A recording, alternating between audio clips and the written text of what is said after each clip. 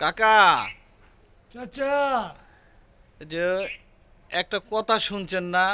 কি যে কথা? আমরা সমাজে একটা জিনিস কথা দেখি, সমাজে একটা কথা প্রচলিত আছে যে ছেলেমেয়েরা যদি খুব তাড়াতাড়ি বিয়ে করে ফেলে, তখন এই মুরব্বী সমাজে বা গার্জিয়ান সমাজে তারা জানি কি একটা কথা কয়।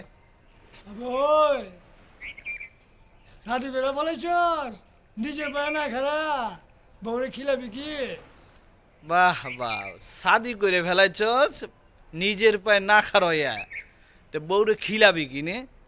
তা চাচা, এটা জিনিস শুনছেন নি? কি আমার আল্লাহ কি কইছে? কি কইছে?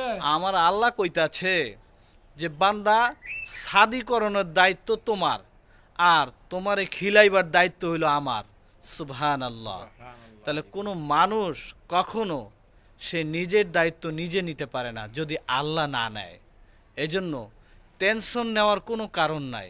আল্লাহর উপর ভরসা কইরা যদি বয়স হয়ে যায়গা, তখন শাদি করে ফেলানো উচিত। আপনি কি বলেন? জি জি জি।